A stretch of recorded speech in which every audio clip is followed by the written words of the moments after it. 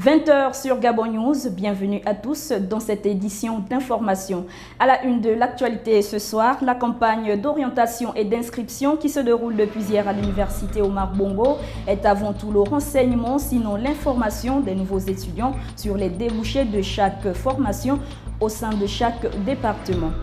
Et puis, rentrée annuelle au palais de justice de Libreville, des hommes et femmes en toge au menu des activités, des expositions et consultations d'ouvrages, une série d'actions organisées à l'endroit des avocats. Ouvrons ce journal avec la tournée continue du ministre de l'Éducation nationale dans les établissements secondaires de Libreville. Une tournée qui pour lui permet de rencontrer les enseignants, les élèves et leurs parents, de les écouter afin de discuter à bâton rompu des problèmes qui minent le monde de l'éducation au sein duquel la crise persiste. Martial Tsonga et Justin Bitegué pour le compte rendu. Un exercice de plus, celui qu'a passé Séraphin Mondonga mercredi après-midi au lycée de Siban, après celui passé devant les députés au palais Léomba. Une rencontre qui a permis aux élèves et aux enseignants de poser les problèmes auxquels ils sont confrontés au quotidien. Des questions qui ont trouvé leur approche de solution. Quelles que soient les difficultés que nous pourrions rencontrer dans la mise en œuvre de ce contrat de confiance, que vous ne puissiez pas vous laisser distraire par ceux qui pensent qu'il ne faut pas que le système éducatif gabonais soit relevé. Le président de la République, chef de l'État, vous avez dit qu'il place une grande confiance aux enseignants. Séraphin Mondonga n'a pas manqué d'inviter l'ensemble des enseignants à restaurer le dialogue qui pour lui est un gage d'apaisement de tensions entre les partenaires sociaux du monde de l'éducation. C'est vous qui constituez les esprits éclairés parce que vous êtes chargés de transmettre aux enfants les codes qui leur permettent de percer les mystères de la connaissance et de la compétence. Et pour le faire, nous devions toujours faire preuve de beaucoup de conscience professionnelle. Dans une vie professionnelle, on ne rencontrera pas que des facilités. Le ministre a convié les enseignants à faire preuve de conscience professionnelle. Aussi, leur a-t-il demandé de donner le meilleur d'eux-mêmes afin d'augmenter les pourcentages des examens nationaux. Séraphin Mondonga, pour terminer, a rassuré les élèves de ce que les mesures seront prises pour sanctionner les professeurs indélicats. De l'anthropologie en passant par le droit. Ce matin de la campagne d'inscription et d'orientation à l'université Omar Bongo, chaque département de l'UOB, par le biais de son chef, est tenu de renseigner les nouveaux bacheliers sur les débouchés qu'offre la formation dans le domaine choisi. Le point avec Marlise Nguema et Justin Bitegué. De l'anthropologie en passant par le droit et l'histoire, les départements de l'UOB sont nombreux et les apprenants s'y inscrivent sans souvent savoir de quoi il s'agit. Cette année, l'université innove avec la campagne d'inscription et d'orientation des nouveaux bacheliers. Pendant ces inscriptions pédagogiques, on essaie également d'orienter les étudiants, de leur poser quelques questions, si peut-être ils ne se sont pas trompés pour pouvoir s'inscrire dans n'importe quel département. Le procédé est simple. Les étudiants sont invités à présenter à une équipe que j'ai mise en place, une attestation du bac, une copie d'acte de naissance et 2 photos couleur fond blanc. Donc à partir de ce moment, on voit la série du bac, on regarde et on lui pose la question si véritablement il avait bien décidé de venir s'inscrire en anthropologie. Ces étudiants qui rentrent dans un monde universitaire qui va les préparer à la vie professionnelle semblent comprendre la démarche. Je suis d'abord nouveau bachelier. On nous a lancé un message que les inscriptions ont démarré aujourd'hui. Je vais prendre plus d'informations. Selon moi, l'anthropologie, c'est une étude de sciences des hommes à la nature. Nous sommes là pour étudier l'homme à la nature. Après le paiement électronique pour les inscriptions, place à la campagne d'orientation et cela pour mieux servir cette tranche d'étudiants. Il faut croire que les responsables de l'UOB tendent désormais à une meilleure insertion de ces apprenants. Le barreau gabonais fait sa rentrée annuelle vendredi. À cette occasion, une série d'actions est organisée à l'endroit des justiciables. Une exposition photo d'anciens et nouveaux agents de l'ordre, des avocats du Gabon et des consultations gratuites ont eu lieu pendant 2 jours à la place de l'Espoir, retrouvée du tribunal de Libreville. Douglas Tontoum et Justin Bitegué. Rendre hommage aux membres du barreau gabonais disparus, par ordre d'admission et présenter le bureau actuel de l'ordre, le tout en images. C'est le spectacle qu'offre depuis ce jeudi la place de l'espoir retrouvée du tribunal de Libreville.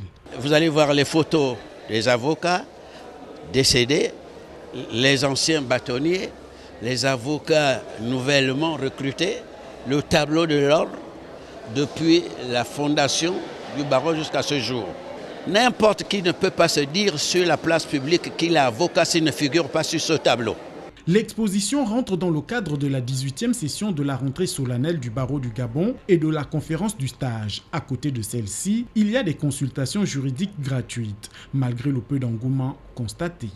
Progressivement, vous constatez que les gens arrivent quand même. Ici, il est important de comprendre que la gratuité ne concerne que les consultations et que les affaires retenues nécessiteront des frais afin de permettre aux avocats de les suivre jusqu'au bout. Vous avez deux phases. La phase où vous exposez votre problème. Vous exposez votre problème, oui ou non, vous devez vous rendre à la justice. Et qu'est-ce que vous attendez de la justice? Cette phase-là, elle est gratuite. Maintenant, quand on va vous dire que votre affaire peut être amenée en justice, à partir de ce moment-là, vous constituez avocat. Une conférence débat est également au programme de cette première journée sous le thème « L'office du juge, quel avenir ?»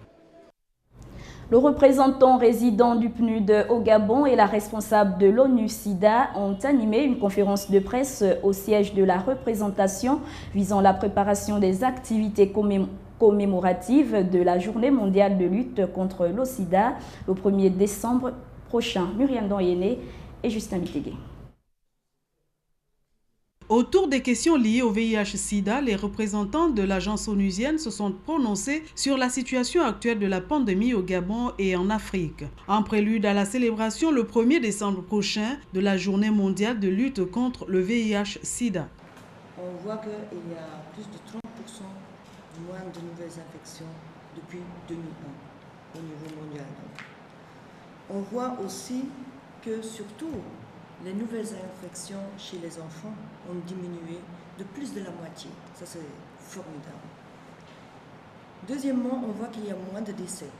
Et parce que la lutte contre le sida est l'affaire de tous, pour Marie-Evelyne Petrus-Barry, coordinatrice résidente du PNUD au Gabon, ce combat doit impliquer toutes les sphères de la société. Particulièrement au Gabon, où il y a de grandes compagnies d'exploitation minière ou autres pétrolières, il est vraiment important que pour tous les travailleurs de ces organismes, la question du VIH-Sida soit prise en compte, tant au niveau de la non-discrimination qu'au niveau des assurances santé, mais en tout cas que les travailleurs vivant avec le VIH puissent travailler dans la dignité et puissent continuer à travailler normalement.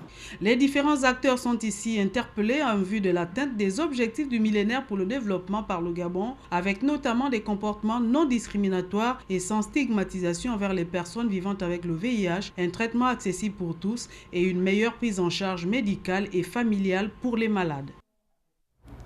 Une brève dans ce journal. Après le Mali, l'armée française s'apprête à intervenir militairement en Centrafrique afin de ramener le calme à Bangui, la capitale, une ville en proie depuis plusieurs mois à des violences quotidiennes des hommes de la Seleka, groupe de rebelles à l'origine du renversement du président François Bozizé depuis fin mars 2013. Selon plusieurs sources, près de 800 soldats et des matériels de guerre ont commencé à être acheminés vers Bangui à partir des pays voisins comme le Gabon, le Cameroun, le Congo et d'autres pays de la CEMAC.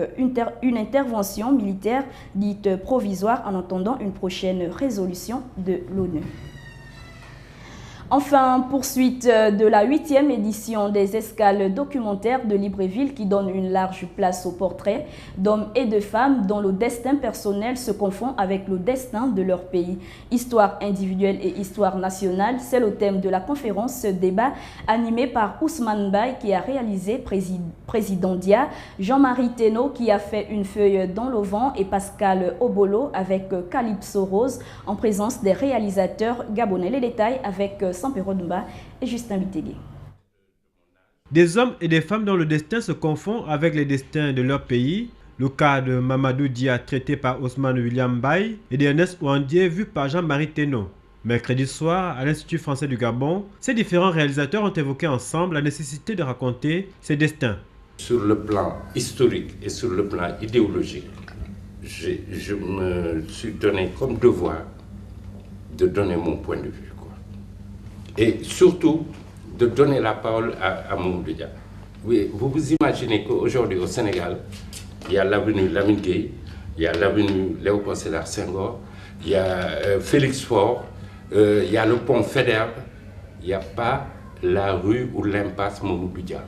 Le Gabon aussi a ses histoires individuelles qui se confondent avec le destin du pays. L'IGIS pense déjà à réunir aussi quelques archives pour que le souvenir ne se perde pas.